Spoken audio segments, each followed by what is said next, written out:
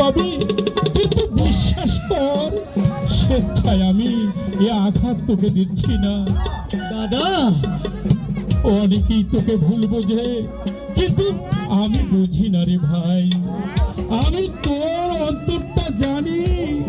বহু ভাগ্য মানুষ তোর মতো ভাই পায়। ওসব কথা থাক দাদা, কি বলতে চাও তুমি বলো। আমি ঠিক করেছি, আমি তোর বৌদিকে নিয়ে ওই কলকাতাতেই চলে যাব। কেন? তোর বৌদিকে নিয়ে গ্রামে নানা স্থানে নানা কথা আলোচনা হচ্ছে।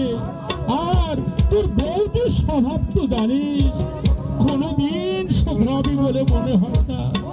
ওর কাছ থেকে তোরা কোনো আঘাত পেলে সে আঘাত আমার দ্বারাই যে তোদেরকে দেওয়া হবে রে ভাই। শহরের ঝলমলানি থেকে হঠাৎ পল্লী গ্রামের আধারে এসে পড়েছে দাদা, তাই অমন করছে। দুদিন পরে সব ঠিক হয়ে যাবে। কোনোদিনও ঠিক হবে না রে ভাই। আমি অনেক চেষ্টা করেছি, তুই আমাকে ভুল বুঝিস না দাদা, এখানে রেখে আমি আর লোক হাসাতে পারবো না। তাই আমি আগে থেকেই কলকাতা তুমি থাকবে কেন দাদা? ওই একটু আগে ঘোষাল কাশা এসেছিলেন। শয়তান ভক্ত ঘোষাল, কি বলে গেছে? কি বলে গেছে শয়তান ভক্ত ঘোষাল? অগ্রহণ মাসের মধ্যে টাকা যদি আমরা সদ্যা করতে পারি, তাহলে জমিতে আমাদের কোনো দখল থাকবে না রে ভাই। জমিতে দখল না থাকলে ওকে আমি এই পৃথিবীতে বাঁচিয়ে রাখবো না। হাঙ্গামা করতে যাস না ভাই। ওকে এতটা বিশ্বাস করা আমাদের ভুল হয়েছে।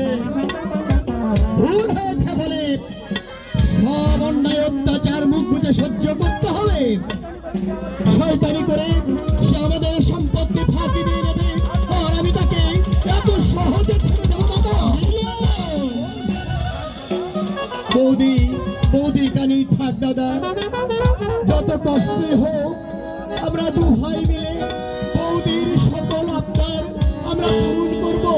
তাহলে তাহলে আমার বৌদি আর কখনো আমাদের অবাধ্য হবে না দাদা। কিন্তু ওই শয়তান ভক্ত ঘোষাল আমাদের সম্পত্তি জোর করে ভোগ করবে, তা আমি কিছুতে হতে দেবো না দাদা, কিছুতেই না।